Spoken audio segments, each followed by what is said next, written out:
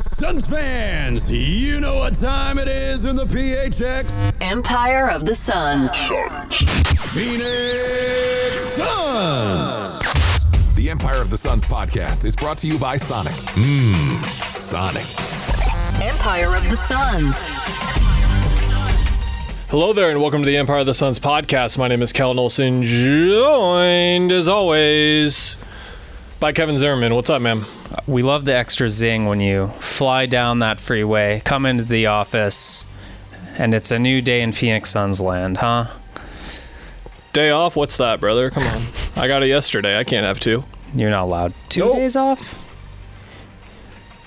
Frank Vogel was fired, by the way. That's why we're here. That's why we're podcasting. Initial thoughts, sir? Lasted... Oh, yeah, we did last. It was 2:08 Tuesday when we started. It's 2:38 Thursday.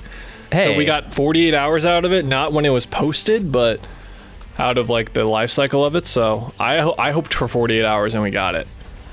You don't have to go back and listen to that one. It's okay, because we're going to talk about everything that we need to talk about today with Frank Vogel, which is that he got fired, and this is something that we have been talking about as a possibility for months now. I opened the column that I had written 2 weeks ago about him getting potentially fired, or I thought it was a real possibility, so I got ahead of it. And something that I've talked about on this podcast a lot. I'm repeating myself here, but for the new people listening here, because there are going to be a lot of new people listening here, because that's how these things go. I missed a chunk of games for some health stuff. I missed like 4 home games in the start of December. So I'd gone like 2 weeks without seeing them in person. And there was 4 games left on like a homestand or something when I came back. And the first game I came back, second quarter, I messaged you and I was like, what the hell is going on? Because November, they were going through injuries. We expected it to be rocky at the start, but instead of it starting to stabilize or starting to get better over like the 2 weeks I didn't see them, 3 weeks I didn't see them, it got worse. Yeah. And then there was that Wizards game that they barely won, and that was my first, oh man, this team is in real trouble. And they have to, I called it a reality check when I wrote about it at the time in mid-December. Like, they just have to decide what kind of team they're going to be. And what that decision was, how that decision came to be, why that decision was, we'll get into it. We don't have details, but what we do know is that this team never fully respected Frank Vogel. And before I hand it off to you, a lot of people are going to be very loud, talking into cameras tonight on podcasts, tomorrow on shows, saying Frank Vogel wasn't the problem. Guess what? There's going to be a viral clip about Charles Barkley saying anyone who thinks Frank Vogel deserved to be fired is an idiot. There are scapegoats in these types of situations. Yeah. That is going to be a very popular word. The blame guy, the fall guy. Kind of disappointed me, to be honest. I'm a big Gosling guy. The movie? Yeah. I was underwhelmed. Okay. It should have been better. I'm sorry. I thought it would. I'll check it out. I thought it would be really funny to say that after like addressing the national media. Yeah. He's no Gosling. Anyway. He's no fall guy, because this situation was untenable. And for those who are saying he shouldn't have been fired, how should they have fixed this team dynamic? Because I called it broken. I think broken was too nice. It was never even together to start with. Broken insinuates that something was together and then broke. Can I go back to your stretch that you missed? I covered the Memphis Grizzlies game. They were hit hard by injuries already by that point. Jaren Jackson Jr. was healthy, but otherwise, the Suns were outworked by Vince Williams. Great player. Loved watching him. He stood out. Empire of the Suns pre-draft. Yes. Special. But Vince Williams. when that's like start of your season, it's like, okay, why? Like, yes, that scrappy Memphis team, they don't have the talent, but they beat the Suns. A team that came in saying, our identity is going to be scrappy. Our identity is going to be getting up threes, pushing pace, and playing defense. None of those things came true. You wrote a column on this. None of those promises about this team identity came through. But you wrote a column like 15 games in where you were like, they don't have an identity, and that's a problem. Yeah. Aren't they supposed to have an identity? And it's like, yes, every good team is supposed to have one. And this team somehow won 49 games without even having one. And that's what's crazy, because we were talking about it then, and we were saying, okay, we give them a few months to find that, to develop that. They did the exact same things where, yes, it's a very talented T-Wolves team compared to the Memphis Grizzlies, but I can say I can watch both the bad Memphis Grizzlies, I can watch the bad Minnesota or the good Minnesota Timberwolves at the end of the season, and I say those teams are better coached than this Phoenix Suns team that never got better, never found an identity, didn't play hard all the time, or rarely for even a couple quarters at a time. So I think, last podcast we said, look, blame like Katie, Book, you can blame them, but just because you blame them doesn't mean the coach shouldn't be fired, because like when you ask what is the definition of a coach, most coaches like Monty Williams would say I'm a servant. Other coaches would say I'm trying to make a difference, or I'm trying to improve people's life. Like the coach is supposed to empower people, and that's the number one definition. And it doesn't matter how good Frank Vogel is, what his reputation is. He did not empower them. He did not motivate them to play their best. We can go down the list of players. And if you're saying this is Kevin Durant's fault, they should trade Kevin Durant, or this is the Big Three's fault and they should break up the Big Three. They can't trade Bradley Beal. They can't trade Devin Booker unless you want to completely blow it up. And anyone saying they should completely blow it up is an idiot. Yeah. I'm not going to sugarcoat things right now. I'm sorry. And the owner's not going to do that. You're an idiot if you think they should trade Devin Booker, because you're just going to blow it up and rebuild and then wind up with a probably like sub 40 win team for like 6 years. And the owner is already he's not going to do that. Have you watched what and you're going to build up draft picks that you got from the Devin Booker trade that might be good draft picks. What if they're in the late teens? Now you have to hit on someone, and you have to hit on a franchise player in the teens. It's not going to work. So you have to trade Kevin Durant. Okay, let's say you trade Kevin Durant. Let's say you call the Golden State Warriors and say, give me Wiggins, Kuminga, Podziemski, 2 firsts. Now I'm watching a Devin Booker team again where he has to, first of all, you have to get top 30, top 25 Bradley Beal in the world, and those two have to figure it out. Yep. I have zero inclination at all that those two work together at all. Zero. Like I got zero progression at all from last year to this year that these two actually work together. I need that to work. Yep. I need Bradley Beal to be a top 25 player in the world again. I don't know if that's going to happen. I think it would, but I don't know if it would. 3, I need Devin Booker to carry a team, and I've seen what that's done. It's gotten to a finals loss. It's gotten to a loss in the second round. It's gotten to another loss in the second round. I've seen it. Yeah. I saw it with Kevin Durant on the team. He tried to carry the team on his own. It was one of the best runs we've ever seen from a player, but he ran out of gas. He got hurt. That was it. I've already seen it. Why do I need to see this again? Mm-hmm. So now, scapegoat blame people. They're going to look at the point guard thing. Okay. If you trade Kevin Durant, because again, you're not getting a point guard for Nasir Little in the 22nd overall pick or 23rd overall pick. You can't trade Yusuf Nurkic and then just sign 2 centers on the veterans minimum. That's not how it works. So now you're trading Kevin Durant for a point guard. Okay, now that point guard has to start. You're bringing Bradley Beal off the bench to fix this team dynamic, to fix how a team comes together. You're going to have Bradley Beal come off the bench. Yeah. It doesn't work. So I'm tired of people looking at roster construction as a reason why all this happened. It is not why this happened. Why this happened is because the players didn't respect the coaches. They ignored the coaches, and that is why. How do you fix that? You fire the coaches. I'm sorry. There's no other way to do this. Is it a popular answer? No. Does it make the players look good? No. Am I saying the players are blame-free in this? No. If I'm running down a list of who is to blame for this season, number 1 is the people who hired Frank Vogel. I say people because I have no idea. Was it Matt Ishbia? Was it James Jones? Did Isaiah Thomas whisper in someone's ear? I have no idea. I don't know. Was it Josh Bartelstein? I have no idea. I don't know. 1, those people. 2, the players. And then 3, Vogel. But guess what's easier to get rid of?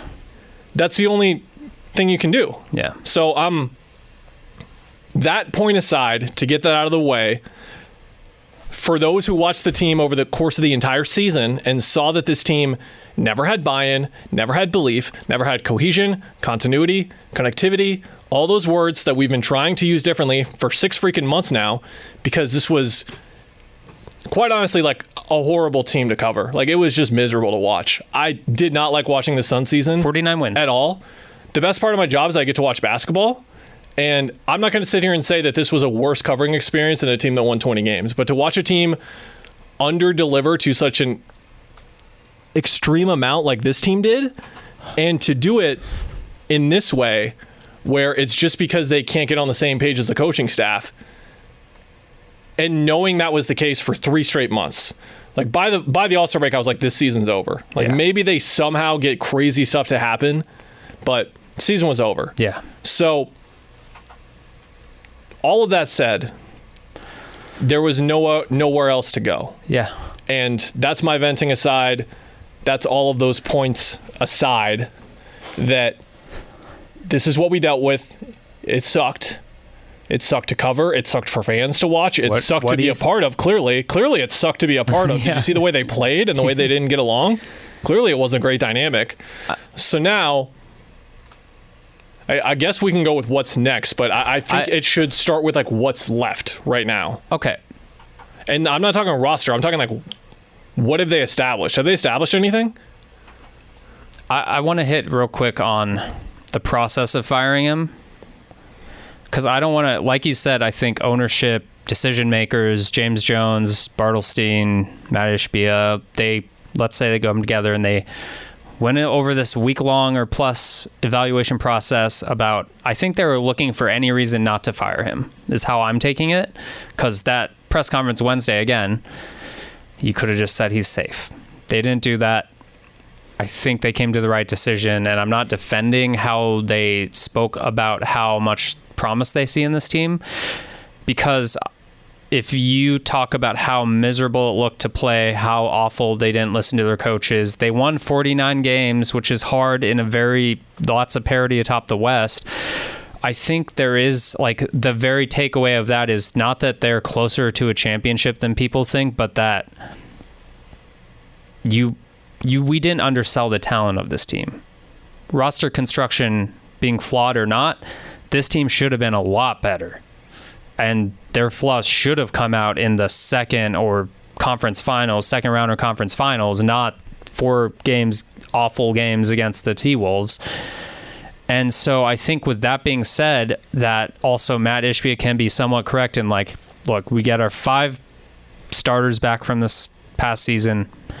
You fill around the margins. There are minimum contracts to hand out. There's a draft pick. Royce O'Neal's situation can change things. And I think when you look at it that way and saying it is generally going to be run back, even if you trade Katie and you believe the Heat, Chad Ochocinco Johnson rumor, like, they're going to go for it again, and you can't have a team not believing in its head coach again. And so here we are. I just think it's a very weird, like, perspective of, like, they either suck or, like, they need to blow it up, and it is somewhere in between. Again, 49 wins, you cannot take that away. Yeah, you can. I'll take it away right now. But that roster, do you think that roster should have won more games, is my point? Yeah, it should have won 55 plus. Easy. No question. And that's why you fire the coach. That's where I'm going. Yeah, well, yeah, of course. Yeah, and I'm not writing off 55. They could have won 55 plus without injuries. No, they could have won 55 plus if they took games seriously, but they didn't take games seriously because they didn't care. And if they got good, how good would that team be? They did not care enough to get past whatever was going on with them and the coaching staff. I don't know why. Yeah. Still don't know why. Okay. Coaching. Something I like to talk about a lot on here is how can you not be romantic about basketball? The Moneyball thing, right? Like, how can you not be romantic about baseball? Mm-hmm. I think there are several, like, intuitive things about basketball that make it unique as a sport. One of them, and this is where, again, I'm now widening the door. I was saying, like, people are idiots if they think point guards are from, all that kind of stuff. Like, no, like, everyone's right here is what I'm saying. What you believe a head coach should be responsible for. I think a lot of people believe that a head coach is responsible for figuring out who the right ninth man is and if they make adjustments or not. Yeah. Guess what we're going to be using a lot the next couple of years, probably? The A word. Adjustments. Mm-hmm. We're going to be back to that grand spell of adjustments. My belief, philosophical belief on what a head coach has to do is a head coach has to get buy-in from his team, first and foremost, 1, so that 2, you can make his principles and how he wants to play basketball and best get the game of basketball out there, so he can employ those. 2, 3, play that way. Yeah. I think that's a really simple thing that people get lost on. Frank Vogel is an extremely bright guy. We would talk to him, and he is not someone who was stuck in 15 years ago, 10 years ago, even like 5 years ago when he won a title. He's extremely aware of how the league has changed. He's extremely aware of how they need to take more threes. Yeah. He's extremely aware of the type of team that he has. And he could not get past step one. Yeah. So it didn't matter. We never saw it. And so he's gone. And this is where I'm going to go with this. Since I've lost like half the people already who were mad at me in this podcast, I might as well make it everyone. I wrote a column when Monty got fired that a lot of people did not like, where I agreed with them firing Monty, but I said, you better be sure you didn't mess this thing up. And what I said was, you better make sure that you have a culture and an identity that you can get in place. Yeah. Because you had one. Even if Monty was going south with some players or whatever, you had a culture and an identity in place. You had a style of play. Remember, 0.5 is not synonymous. It's synonymous with basketball in general. It's not just a Monty thing. But 0.5, moving the ball. Do you remember the games where they would win and it seemed like they were like kind of braggadocious and being like, that's how you play basketball? It was almost like they wanted to show teams, this is how you're supposed to play basketball and this is how we like to play basketball and the way it's meant to be played. They had a style of play. They had all this kind of stuff. And 3, Kevin, they had a coach who the players would listen to. And they fired him. And then they replaced him with a guy who could not get buy-in, could not get a style of play, and his players didn't listen to him. So now they're probably going to replace him with Mike Budenholzer. John Gambadoro on the air today is saying that this is going to be a very expedited head coaching search, 2 to 3 names. They're going to interview 2 to 3 people, but Mike Budenholzer is the top candidate, and he went as far as to say in like the 215 segment that it's likely that it's going to be Mike Budenholzer. Mike Budenholzer, part of why he got fired is because Giannis didn't like him anymore. And Matt Moore, who's been around the league a long time, knows a lot of stuff, said if the issue with Vogel was his ability to connect, I would not hire Bud. Yeah. I would not hire Mike Budenholzer either. So now I'm getting ahead of myself here, but if they hire Mike Budenholzer, I'm going back to firing Monty. It's like basically you're hiring a different version of Monty, but a version where players might not listen to him. And your number one concern should not be offensive system. Your number one concern should be buy-in, because you cannot get to step 2 or step 3 before getting to step 1. And I'm worried about them getting there again, which is why I bring up the Monty thing again. Do I think the Suns would have won a championship this year with Monty? No. They probably would have got bounced in the second round, maybe even the first round again. Yeah. But you would have at least been able to get past those steps, and they did not this year, which is why Vogel got fired and why I'm worried about anyone else who comes in who has history of not necessarily connecting with their stars. Because, look, is Giannis a new coach killer? Maybe. Like, he got Griffin out. He got Bud out. We'll see. I don't know. There's a lot to unpack there. If we get there, that's way far ahead. But I would be very concerned about that step first, is getting buy-in from the players. And look, if they just talk to the 3 guys and they're like, Bud would be great, get him in here. Love his offense. Let's run that. Okay. Yeah. Easy enough. But that's the way it goes. And again, yes, we are giving it up to the players. We are letting them have an impact on who gets the head coach or who is the head coach, because you need to know, you need to do your work ahead of time here. I'm not saying they didn't go and ask players if they wanted Vogel or not. I'm sure the guys were excited at the time to have Vogel, but their personality meshing was horrible. It was terrible. Yeah. And that's a process. And like, if Bud's relationship with Giannis soured, it soured after they won a title. So there's that. And I watched him make adjustments, by the way. Yeah. I watched the playoff series I watched that whole playoff series. I watched every game twice.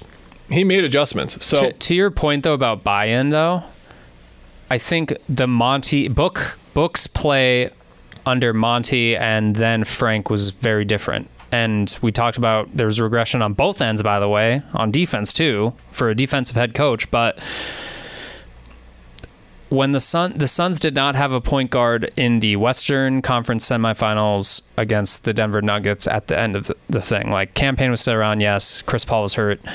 Book basically had his best, what was it, 6 full games stretch of his career. If we go into the first round too. Which one? The last Monty year in the playoffs. Why was Book? Oh, it was 9 games. It was. Yeah. Why was Point Book so good? Because even though he's not a traditional point guard, he bought in. He knew the system. Monty Monty's system and Monty's coaching he connected with, and that is why that was different than what you saw Devin Booker most of this year. Like, he had a little good stretch at the start of the year about playing point, and for whatever reason, like, there was no connection. There was no, like, I would assume if Devin Booker wanted to try to fix things, he would go to Frank Vogel if he trusted him, say, let me run point, or put me in these positions to be better and to play free and to play my best. I don't know. Obviously, this is like speculative, but there obviously weren't conversations between him, and then it expands to KD and Beal because it's so complex with these three people and the head coach that really none of them were playing optimally at different points in the season, and definitely not together. And, like, again, that's really hard when you have three really good players like that. But I think if you just boil it down to your best player, your franchise face, who can play point guard, by the way, he was not leading, and whether that's his fault or Vogel's, I do not know. I don't want to jump into that, but that's where you see it on the court. To your point, it's always about, like, you see what's happening behind the scenes by what happens on the court. Like, Book trusted Monty well enough to play awesome basketball, and none of the big three did that in Frank Vogel, and that's kind of what it comes down to, I think. Yeah, it was really evident the longer the year went on, as I've talked about quite a bit here. Do you want to get into candidates now? Do you have anything else to say? I'm trying to think of where else we left, but I mean, it was pretty simple. I will say they were, like, at a point defensively where the defensive thing with the team for me was less the job that Vogel did, which was good, because outside of the slippage, which goes back to step one of the process I mentioned, I thought that they were pretty darn good against Minnesota defensively. I know that the numbers and the points per game and all that kind of stuff don't corroborate with that totally, or link with that totally. But with that in mind, I thought that when they were together defensively and they were able to play like 25 minutes of really good defense, it was really good. Yeah. I thought less about that, more about, like, that this team, like, constructed as is, can play defense, good enough defense to win a title, because that's what I'm saying. It was a good enough defense to where if you had a pretty good to elite offense, you could have won a few playoff series with it. Yeah, if it would have just stayed solid and not been slippage. I mean, that was the story of the whole series or season. If you're new here, it wasn't it wasn't tactical. It wasn't. I repeat this for 4 months. They can't play 35 good minutes in a game. They had 3 or 4 regular season games maybe where they got to 40. And that was it. They always had slippage, and when it was slippage, it was intense, and it was sudden. And it was no surprise to see the Minnesota series play out the way that it did, because it was 3 straight games of it. And then the 4th game, it couldn't happen because Booker and Durant just kept scoring. The crazy part is about covering this team is, like, as much as people overcomplicate and complain about adjustments and rosters and rotations, like, we never got to that point. We'll be blessed when we're at that point again, because that means the team is, like, functioning together and there's enough consistency where you can say they should make this adjustment, and there just wasn't that with this team. So here we are. We'll see. We're resetting. Under whom are we resetting to coach the basketball team? Bud. Chauncey Billups' name is out there. I believe he has 1 more year with the Portland Trailblazers, so he's kind of at that, like a player contract year. You either get an extension or you see if there are other options out there, and there are 2 pretty good jobs under superstars who perhaps watch Chauncey Billups play basketball and respect him, with the Suns and the Lakers jobs. And apparently, I think, did the Blazers fire Chauncey's brother from the staff? Don't know. It does not sound like the timeline that Gambo gave out does not sound like a timeline that is friendly to seeing what's up with Ty Lue and waiting around for that whole spectacle to unfold. It sounds like they're ejecting themselves from that. No other names really jumped out to me. I thought Sam Cassell jumped out as someone who they should interview and, like, speak with to get his philosophies on everything, but it doesn't sound like they're even going to have that kind of process where they want to interview a bunch of people and hear what they think the Suns should look like. It's like, no, we know what the team should look like. We just need the right guy, and we know it's going to be one of these 3 people. Fair enough. More power to you. No JJ Redick per Gambo. Podcast content will continue. We'll see if other teams hire him and we do get rid of podcasts, but no the only man who does podcasts outside of this podcast obviously is it's like a smaller version of what's happening with TNT right now and the NBA rights right now, where it's like, can TNT just keep Inside the NBA on. It's like, can JJ Redick just keep his podcast going? Like, these are two excellent forms of content. This is important for us. Different reasons that I want to remain around a very long time. Yeah. None of the ex-head coaches were inspiring. We named them off last episode to rehash them. Scott Brooks, Dave Yeager, Terry Stotts, James Borrego, Kenny Atkinson. I would love a Dan Hurley shout. I would love to see that go, but again, that goes to college coach moving up. Can he get buy-in? Weird timing. I don't know, but yeah. His offense looks fantastic, and it looks like the type of offense that they would jive with. Be in town with your bro. Be moving in town with your brother. You can have lots of family dinners. Yeah, great. Not going there for anything too crazy. Woj just tweeted Budenholzer has emerged as the front runner to become the Suns' next head coach. Yeah. Already. So I guess we should talk. We are moving fast here. That was like an hour ago. Okay. Yeah. Let's talk more on Bud, unless you have other names. So they were just basically talking to Bud the last week. Yeah. And they were going to not fire Vogel if they didn't get Bud. Yeah. I'm guessing that was the deal. Let's go a little deeper on him. Holbrook, stand up. Dude, I was like, is it Globe? Like, what weird small... I no hope I'm offense correct. to those of you listening from a weird small town in Arizona, but like you pacing people and all that stuff. Shout out to you from Holbrook. So he knows the scene out in the desert. I would say, looking from a schematic standpoint, like he just gets it. Like when you looked at the Hawks teams, he was very forward thinking. Like they were some of the first teams that kind of like, okay, we're going to space the court 1 through 5, but that doesn't mean that Al Horford, our center, isn't going to, like, Al Horford since then has become even more like, I'm going to bring the ball up, being used like Nurk and stuff, but like they still used him in like unique ways for how many years ago was that? I don't even want to talk about it. So like everyone I think would appreciate his thoughtfulness and his offensive like resume, I guess.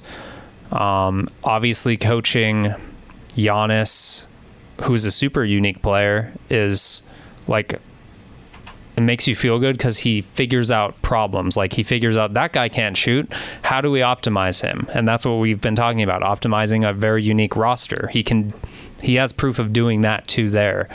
So like, again, I think if we don't let the worry about the Stars not trusting him happen again, then it's a good hire. But obviously, like you said, that's step number one, and that's obviously super important to think about. So I think that's going to be interesting. I don't know what his assistant staff would look like, but I'm sure he has a ton of connections to bring in a staff that everyone would be like, hey, that looks good on paper. Thoughts? I'll have more when they hire him. You know, we'll podcast then, won't we? Yeah, we will. Yeah. Is that going to happen in 24 hours? We're flying here. Just do it tomorrow if you're going to do it this week. And then do it Monday, Tuesday, or Wednesday if you're going to do it next week. I think it's worth pointing out in this last few hours of news, Gambo did say, like, obviously James Jones was the first quote, the only quote in the Suns have fired Frank Vogel press release. So what I get out of that and what Gambo said is, like, he's staying. Like, we can guess, we're going to be guessing if James Jones, how much decision-making power he has with Bartelstein and Matt Ishbia also up there. But I think they trust him. I think he, again, is a really orderly dude, but they're apparently making front office changes. I don't know what that means, if that's just scout level, if that's assistant GM level. But obviously, big picture-wise, not that the process was clean, and they obviously are fixing a mistake by firing Frank Vogel, but I think it at least should reassure fans that they aren't lying to themselves, I guess, is where I'm going with this. Like, they aren't lying to themselves about, like, last season was fine. Like, the press conference kind of came across as. Bud, excellent head coach. I'm reading Eric Nem's post-mortem when he got fired in May of 2023. He likes to hold timeouts. Fans are going to enjoy that. If you're waiting for the timeout to be called, keep waiting. Awesome in the regular season here, offensive and defensive ratings. for the 2018-19 season onward, fourth and first, so going offense and defense. Fourth, first, tied for seventh, first, so they were top two in defense back-to-back years. And then fourth, ninth, third, 14th, and then 15th and fourth. Interesting. It's just, he described it, Eric did, as them being rigid. He was rigid in his schemes on more than necessary. That's why we talked about him being redundant, similar to Monty when, yes. They were too committed to drop pick and roll coverage with Brook Lopez, so you would hope that the transition there for Nurkic, they would continue to employ some of the more aggressive coverages like Vogel did. They gave up too many three-pointers. They got both of those numbers to improve in his last year, but that was one of the downfalls of him and one of the shortcomings, essentially. But excellent regular season coach, so like if they hire him, I fully expect them to win at least 50 plus games and probably even more. And like talk of like them, could they be in the play-in? Like no, they'll be good.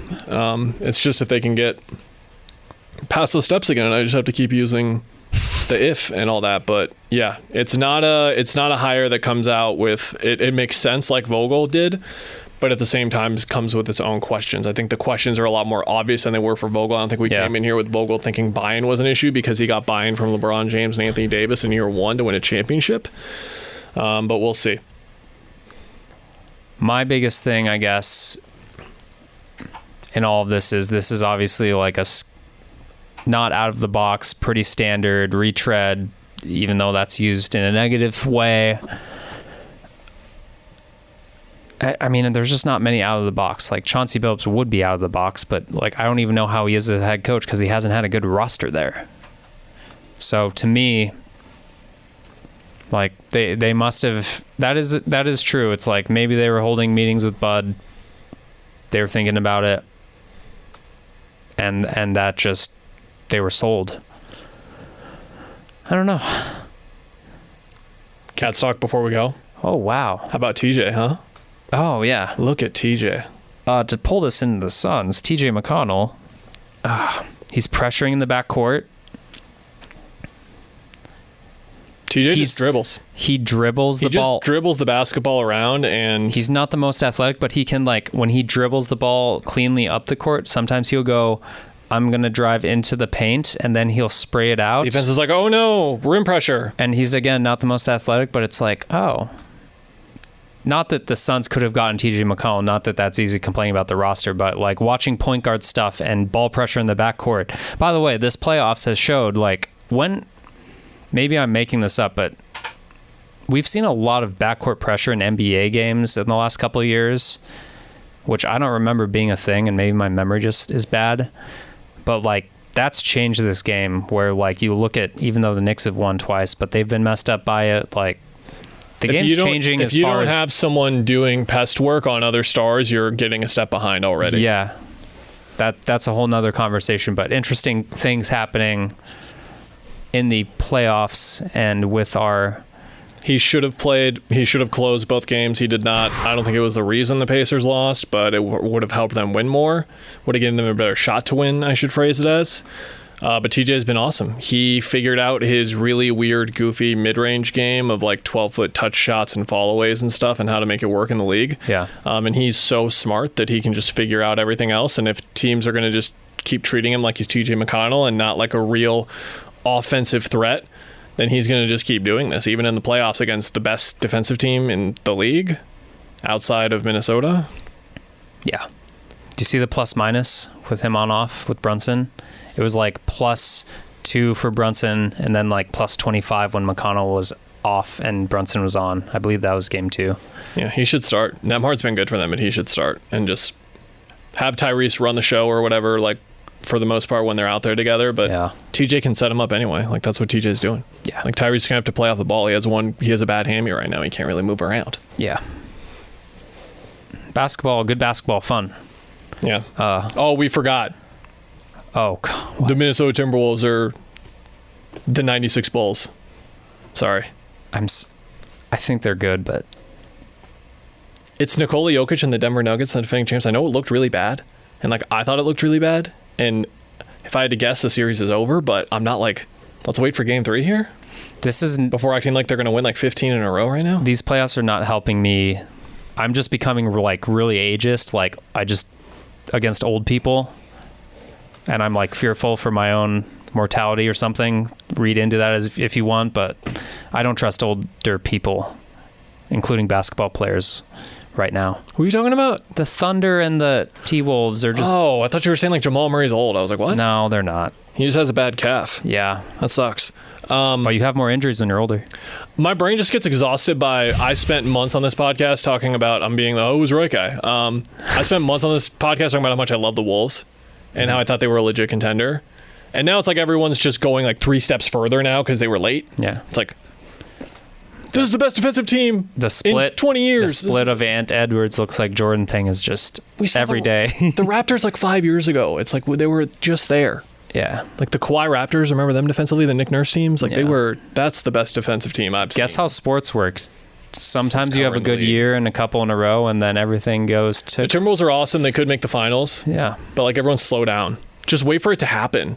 Like let's wait until they sweep the Nuggets first, until acting like they've already swept the Nuggets. Yeah. You just slow down. Enjoy Ant.